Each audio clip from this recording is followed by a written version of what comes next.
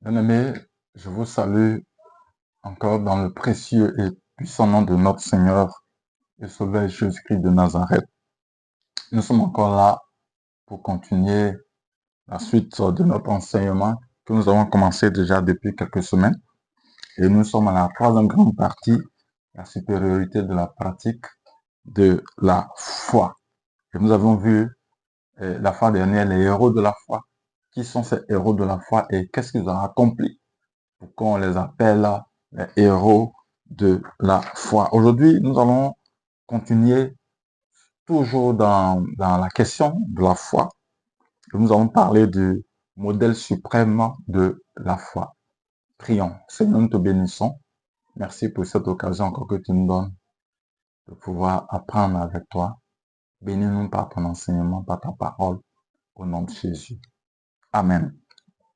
Alors, nous allons en premier lieu, dans cette deuxième partie, parler de fixer les regards sur Jésus, notre modèle de foi. Fixer les regards sur Jésus, fixer nos regards sur Jésus. Et nous allons nous focaliser dans cet enseignement sur le chapitre 12 de Hébreux. Et donc, pour cette première partie, fixer nos regards, nous allons lire le verset 1 jusqu'au verset 3. Et la deuxième partie de ce chapitre 12 part du verset 4 au verset 11 que nous allons voir. Nous allons faire l'effort de pouvoir faire les deux sous-parties aujourd'hui afin que nous puissions gagner en temps et avancer dans notre étude. Alors, avant de continuer, je vais partir sur une hypothèse. L'hypothèse de l'auteur de cette épître. Nous avions déjà vu dans le tout début les propositions possibles, les hypothèses possibles concernant l'auteur de cette épître-là.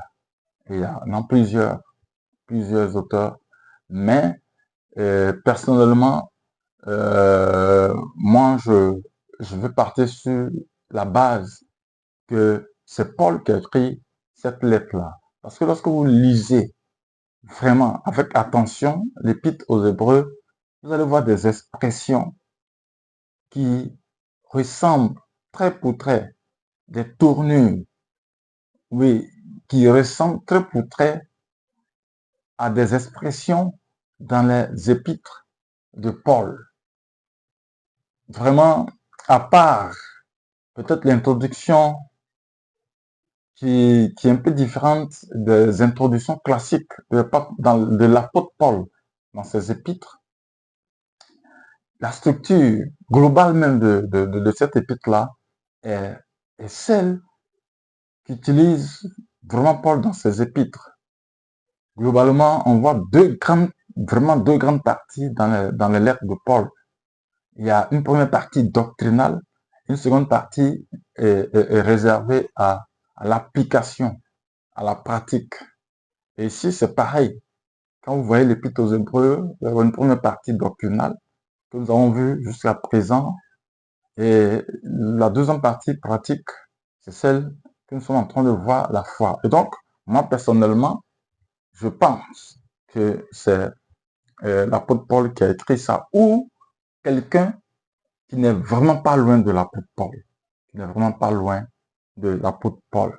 Mais partons sur la base que c'est l'apôtre Paul qui a écrit cela. Vous verrez pour preuve que Paul était un missionnaire. Oui, il était vraiment doué. Il était dans plusieurs domaines d'ailleurs. Il était missionnaire, évangéliste, pasteur, théologien, fabricant de tentes. Et il semble, oui, également qu'il avait beaucoup de penchant, oui, pour les sports. Car ici, il utilise beaucoup d'analogies, ou bien il utilise une analogie ici, liée au sport. Mais dans la plupart de ses lettres, l'apôtre Paul utilise certains termes des disciplines sportives pour pouvoir exprimer certaines vérités. Et d'ailleurs, c'est aussi une des raisons pour laquelle nous croyons personnellement, moi je crois que c'est l'apôtre Paul qui a écrit dans les lettres de Paul, il fait souvent allusion à la lutte. Par exemple, en Éphésiens 6, le verset 12, il dit car nous n'avons pas à lutter contre la chair et le sang. Nous n'avons pas à lutter contre la chair et le sang. Il fait souvent allusion, il utilise souvent des termes de la boxe. En 2 Timothée 4, 7, il dit, j'ai combattu le bon combat. En 1 Corinthiens 9, 26, il dit, je donne des coups de poing, mais non pour battre l'air. Il fait aussi allusion à la course à pied. En 1 Corinthiens 9, verset 24, il dit, ne savez-vous pas que ceux qui courent dans le stade courent tous, mais qu'un seul reçoit le prix, courez de manière à l'obtenir. Le verset 26 de 1 Corinthiens 9, il dit, moi donc je cours, moi donc je cours. Et donc, même ici dans Hébreux 12, comme je l'ai dit, Paul choisit cette dernière analogie-là, cette troisième analogie qui est la course à pied pour pouvoir exprimer une certaine vérité. Lisons alors, oui, le verset 1 au verset 12 de notre chapitre, pardon, le verset 1 au verset 3 de notre chapitre 12, il dit, nous donc aussi, puisque nous sommes entourés d'une si grande nuée de témoins, rejetons tout fardeau et le péché qui nous enlace si facilement et courons avec persévérance l'épreuve qui nous est proposée. Les yeux fixés sur Jésus, qui est le pionnier de la foi et qui la porte à son accomplissement. Au lieu de la joie qui lui était proposée, il a enduré la croix, méprisant la honte, et il s'est assis à la droite du trône de Dieu. Le verset 3, il dit, considérez en effet celui qui a enduré une telle opposition de la part des pécheurs pour que vous ne vous lassiez pas par découragement. Amen. Alors, nous commençons, nous allons faire vraiment une étude verset par verset de cette première partie, verset 1, verset 3.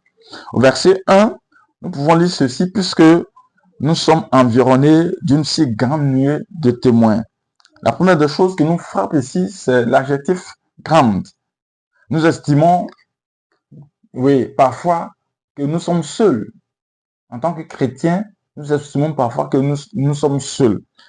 Comme ça a été le cas d'Élie, en 1 Roi 19, verset 10, verset 14, verset 18. L'autre chose qui nous marque, il parle dans ce même dans ce début de ce verset 1, il parle de nuée. Il dit grande nuée. Alors, nuée ici vient juste pour accentuer l'adjectif grande. Parce que quand on parle de nuée, c'est déjà quelque chose de grand. Mais quand on ajoute grand encore, ça veut vraiment accentuer cette idée-là que l'auteur, que l'apôtre Paul veut exprimer. En fait, ce mot nuée qui est utilisé ici ne correspond pas au grec néphélé, qui est l'expression que le mot ordinaire de nuée. Mais il désigne, oui, néphélé désigne un nuage à un contour bien défini, oui, bien délimité. Mais ici, l'expression, le mot grec qui est utilisé ici, c'est néphos. Néphos, c'est-à-dire une grande masse nuageuse qui couvre toute l'étendue du ciel sans limite. Néphos, une grande masse nuageuse qui couvre toute l'étendue du ciel. Ensuite, la troisième chose qui nous interpelle dans ce début de verset, qui est, puisque nous sommes environnés d'une si grande nuée de témoins, ces témoins-là, qui sont-ils? Ce ne sont pas des anges. Parce que le mot grec qui correspond ici à témoin est marturos. Marturos qui désigne une personne qui a vu, qui a entendu et qui a accompli quelque chose dans la souffrance, en souffrant. Et donc, il s'agit certainement de personnes bien précises. Et selon le contexte, il se peut que ce soit les héros de la foi dont il est question dans le chapitre 11. Parce qu'en réalité, leurs actes qui ont été posés, que ces Hébreux-là connaissent, sont en réalité des témoins qui assistent, qui regardent leur comportement. Alors, parcourons autre chose, c'est dans le même verset 1, il est dit, rejetons tout fardeau. Rejetons tout fardeau. Le mot grec correspondant est onkos, ce qui désigne une lourde masse. Donc, il dit, rejetons tout fardeau. Rejetons toute grande masse. L'autre chose que nous voulons relever dans le verset 1, toujours, il dit, rejetons tout fardeau et le péché qui nous environne ou qui nous enveloppe si facilement. Nous allons pas à pas pour nous aider à comprendre vraiment le verset 1. Le péché nous encercle, nous dresse des embûches. Parce qu'il parle de péché qui nous encercle, qui nous enveloppe si facilement. Et cela comporte l'effet d'un vêtement que l'on porte et qui va avec nous. C'est comme si aujourd'hui, les gens portent, ou bien dans le contexte de l'épître aux Hébreux, c'est comme si ces chrétiens-là, oui, portaient le péché, était comme si un habit qui allait parfaitement avec eux. Et donc, il peut s'agir peut-être du péché de l'incrédulité, ou d'ailleurs même tout autre péché qui terrasse, qui puisse terrasser le chrétien. Et donc, rejetons tout fardeau, toute masse lourde et le péché qui nous encercle, qui nous environne, le péché que nous portons comme un habit qui va avec nous. Comme un habit, oui, qui est à notre taille, qui est à notre mesure. Et donc, l'apôtre nous demande de rejeter cela. Ça peut être l'incrédulité, comme je l'ai dit, mais tout autre péché, le mensonge, le vol, l'impudicité, tout autre péché. Il faut rejeter tout cela. Il faut nous défaire de toutes ces choses-là. Ensuite, et lorsque nous allons le faire, qu'est-ce qu'il faut faire? Toujours verset 1, courons avec persévérance l'épreuve qui nous est proposée. Et donc, premièrement, l'auteur, l'apôtre Paul parle du grand nombre de témoins. Et ces témoins-là, ce sont certainement ces héros de la foi.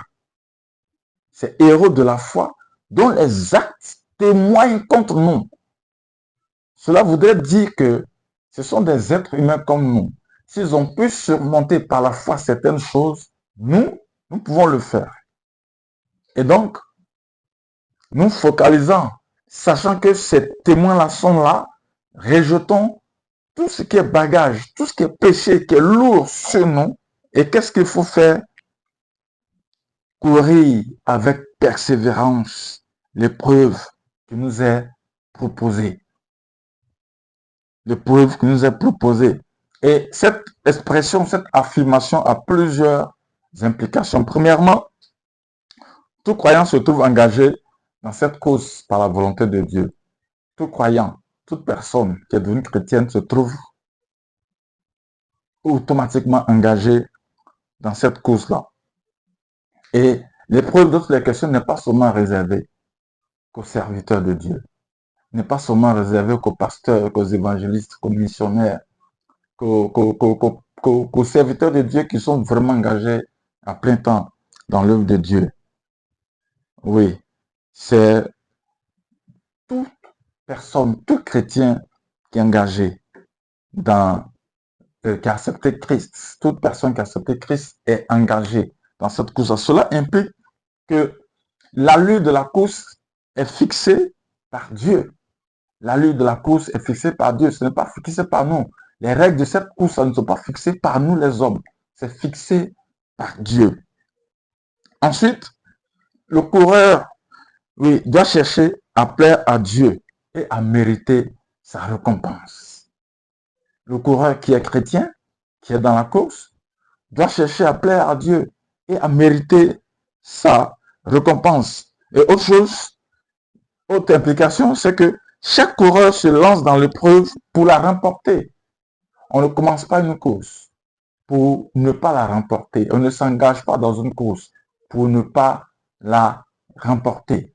Et donc, quand l'auteur dit courant avec persévérance l'épreuve qui nous est proposée, voici tous ces éléments-là que ça implique. Et ce qui est intéressant, il dit, cette fois-ci, nous allons maintenant dans le verset 2, les yeux fixés sur Jésus, notre modèle suprême, c'est Jésus. Il s'agit d'avoir les yeux constamment tournés vers Jésus.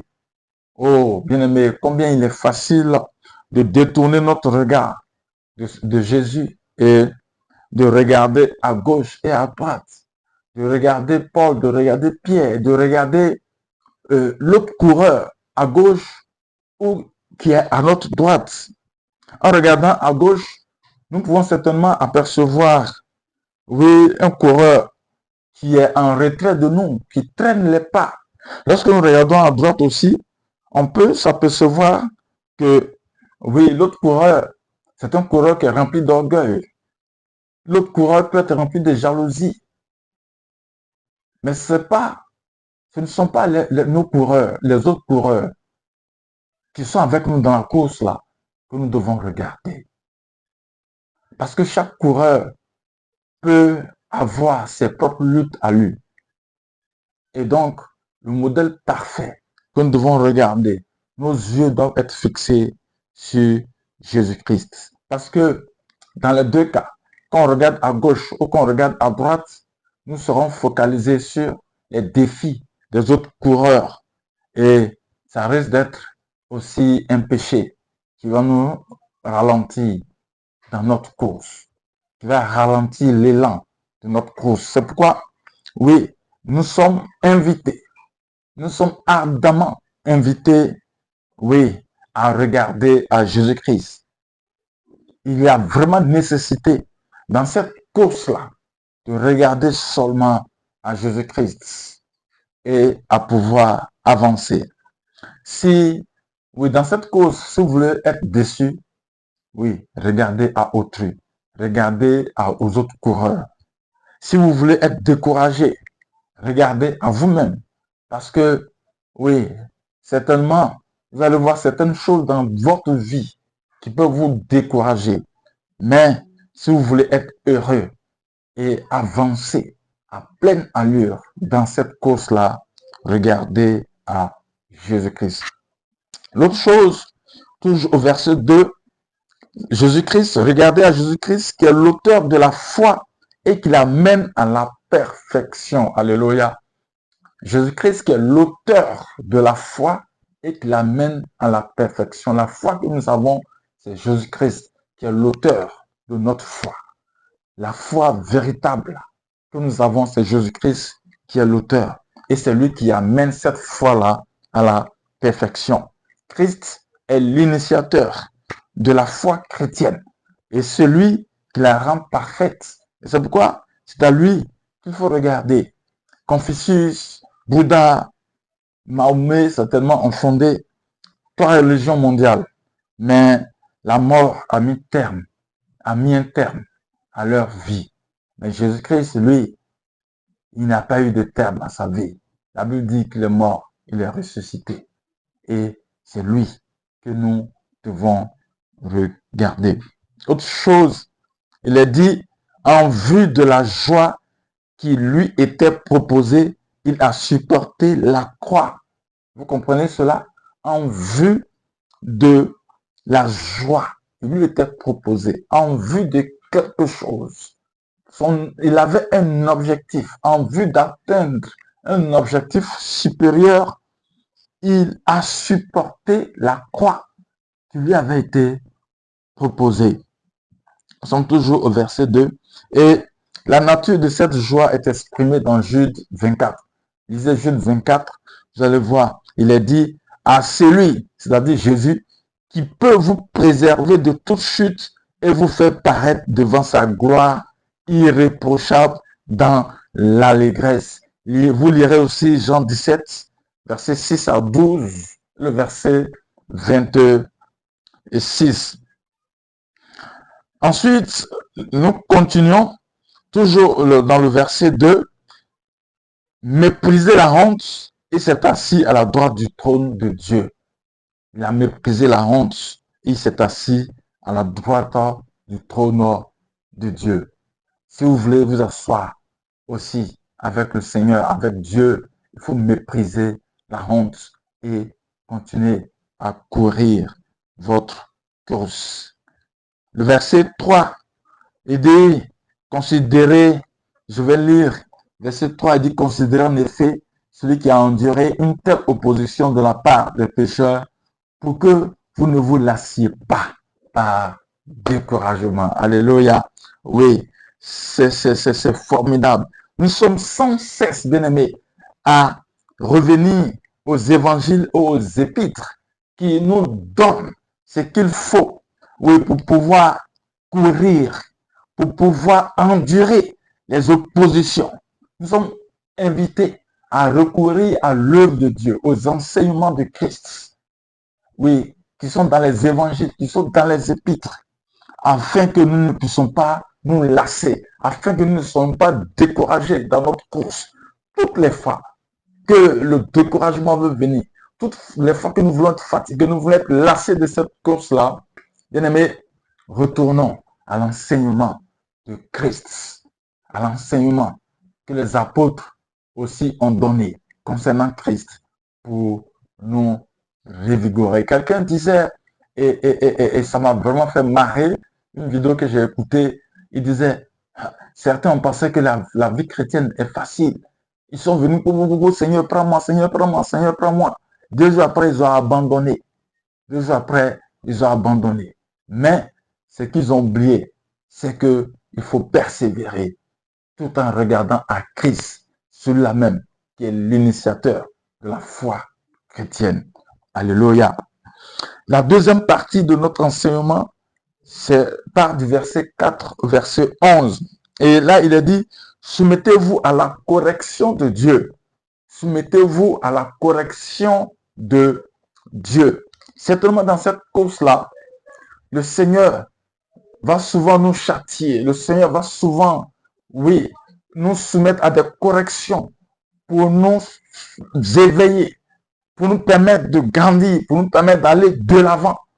Mais il faut nous soumettre à cela. Du verset 4 au verset 11. Je ne vais pas vraiment lire pendant l'exploitation. Oui, nous allons lire quelques portions de ces versets-là. Pourquoi? Pourquoi est-ce que le Seigneur nous corrige? Les raisons de la correction, oui, de Dieu, c'est nous faire réfléchir à Dieu et à sa parole. Sa correction, c'est pour nous faire réfléchir à Dieu lui-même et à sa parole. Très souvent, nous oublions Dieu, nous oublions sa parole. Et donc, souvent, des corrections. Certaines épreuves viennent pour attirer notre attention. Le verset 5 dit, « Et vous avez oublié l'exhortation qui vous est adressée comme à des fils. » Bien aimé, l'oubli est bien notre grand défaut en tant qu'être humain. L'oubli est un grand défaut. Et David nous exhorte quand il dit, « Mon âme bénit l'Éternel et n'oublie aucun de ses bienfaits. » Dans le psaume 103, le verset 2.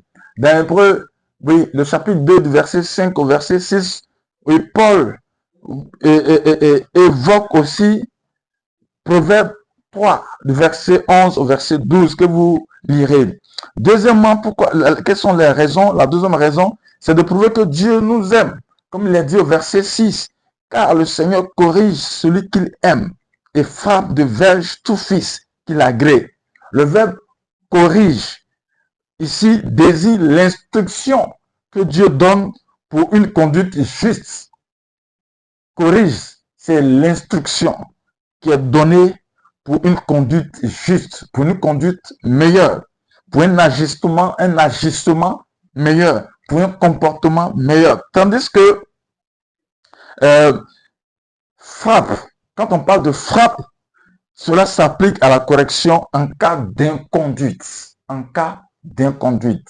Donc, ces deux situations peuvent nous arriver. Il peut y avoir des situations où nous sommes corrigés et des situations où nous sommes frappés. En tant qu'enfants de Dieu, nous devons avancer pour pouvoir nous améliorer, pour nous conduire juste. Mais en cas d'inconduite, le Seigneur peut nous frapper.